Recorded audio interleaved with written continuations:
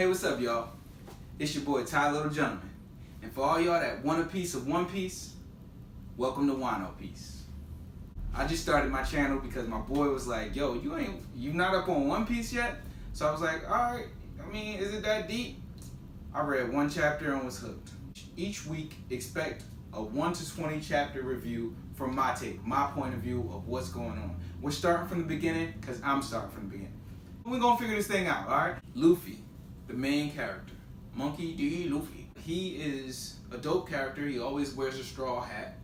And he ate a gum fruit, which is like, he can stretch. He's a rubber man. That's what that means. So like, he stretches his body. He's like Mr. Fantastic. He was just like eating the fruit in the background like it was regular, like just eating fruit. And I'm just like, why are they showing this kid eating fruit? And then come to find out, it's a fruit he wasn't supposed to eat. So red-haired Shanks and the rest of the pirates was like, bro, you just ate that?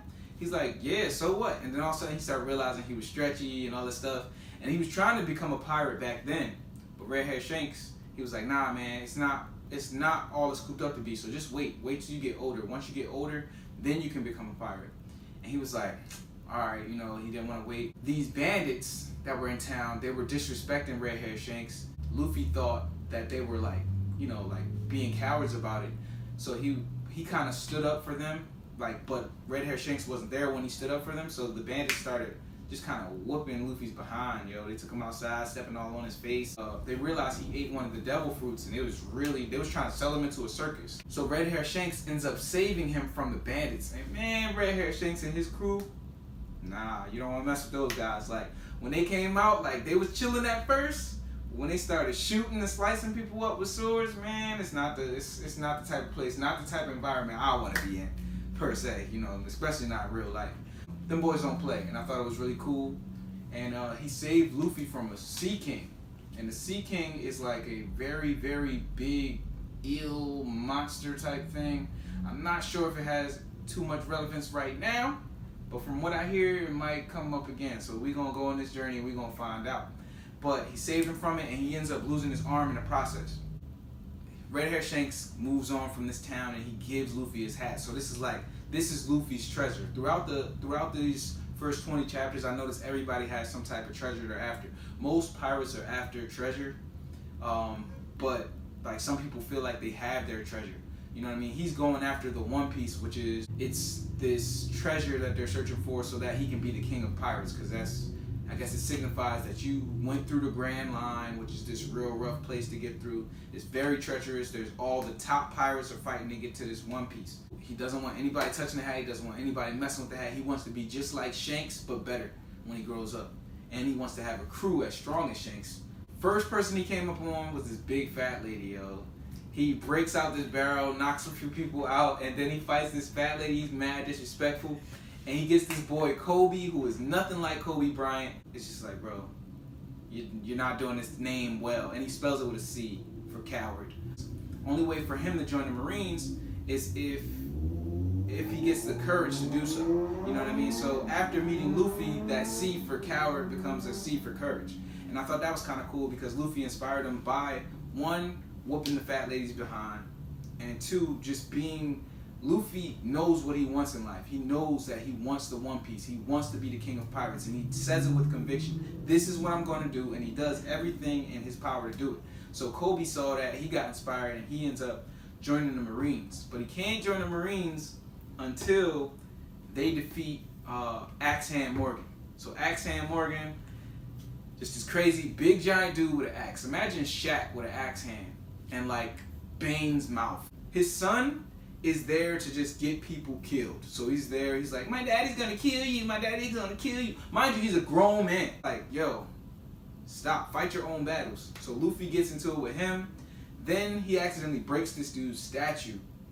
And this makes Axehand Morgan very mad because this statue is huge, and it's like a statue, a monument to him, basically saying how great he is. And he said it took years to make, so I'd be mad if somebody broke my statue too.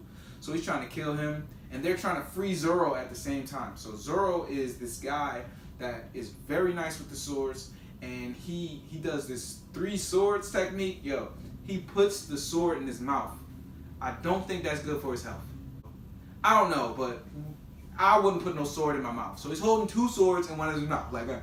Like, come on. Like, I don't know. But he's nice with it. He's nice with it. So if it works, it works. The 3 swords technique. Like, I'm like, oh, excuse me.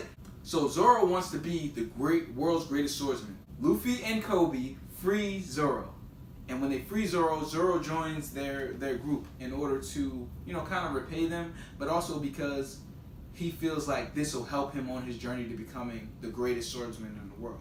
Another thing about Zorro is he used to battle this girl named Kuina, and he used to get like wrecked. Mind you, she was a girl, and then he was determined that they made a promise that one of them would become the world's greatest swordsman. They made that promise. She ends up passing away.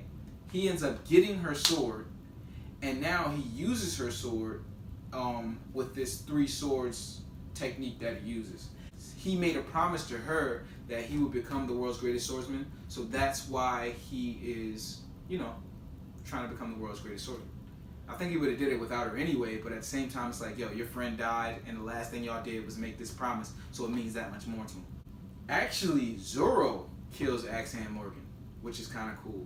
And then Luffy uses the Gum Gum Rocket, which is like one of his signature moves, where he like stretches his hand back and just kind of throws it like a pistol. No, it was the Gum Gum pistol that he used. Throws his hand back, boom, knocked the sun off his feet, like, and the sun deserved it. This was like the second time he punched the sun in the face, and every time he punched the sun in the face, I was so hyped. The sun is so annoying.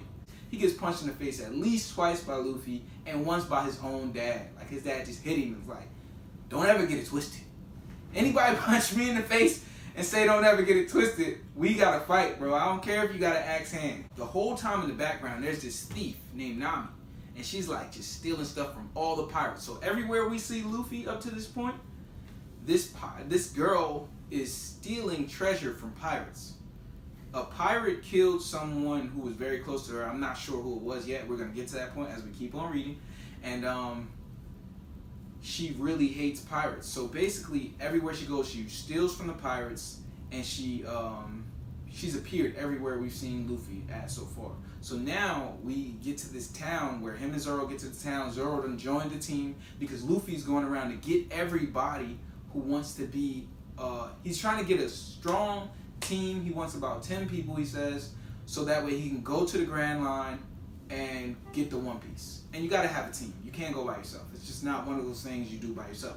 Every pirate captain has a crew, and he wants his crew to be as good as Shanks' crew, and Shanks' crew are some bad dudes. So he's got a long way to go. But Zorro was a great step. You know, you need a good swordsman if you're gonna be good.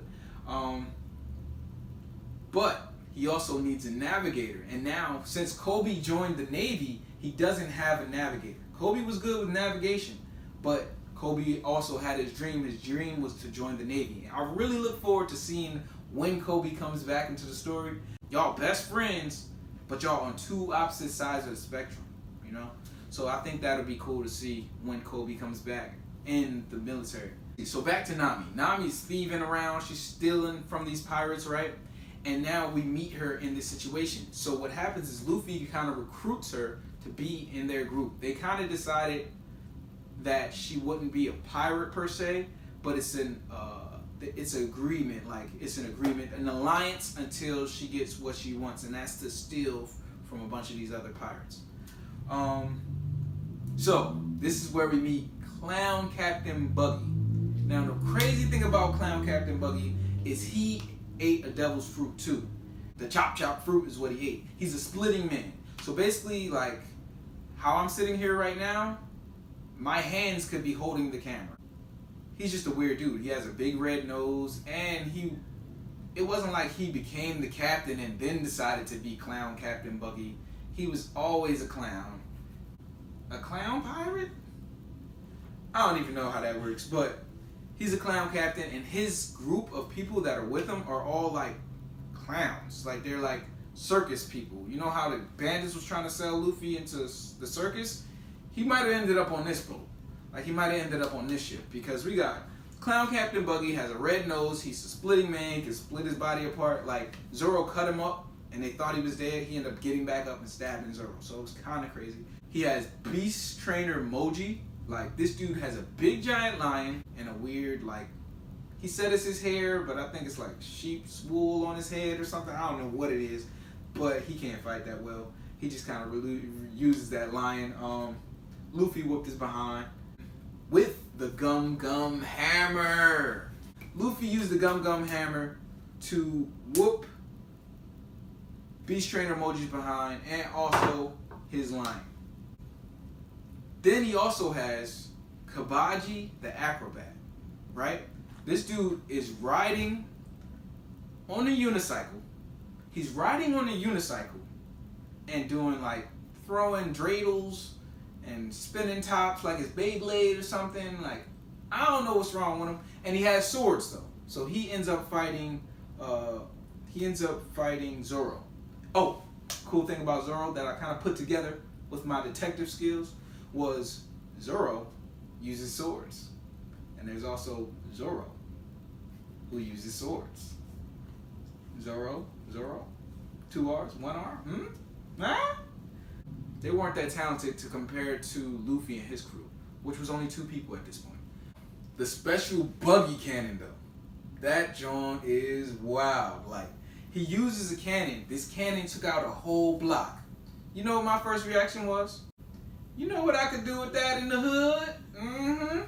Yeah, I'll blow up your whole block. Like, it's really that serious. Like, he got a cannon that blows up level cities. You would probably think there's no way anyone could stop this cannon. But Luffy uses this new technique called the Gum Gum Balloon and deflects the cannon right back at Buggy and his men. So Buggy and his men just honestly deplete in numbers. Some of them were still alive, but they really didn't want to get into it because you got 2 people with devil fruits battling. Regular pirates don't want no sauce with that. Buggy lets Luffy know that him and Shanks used to be on the same boat. And that's when I was like, oh, the plot thickens. So the plot's thickening, and I'm just like, yo, so Shanks is the reason that Buggy ate the chop fruit in the first place. Like, he was trying to hide it. He made a fake one, and then he was trying to sell it. But then he was hiding, and Shanks walked up on him and was like, yo, what you doing over here? Like, hiding in the background.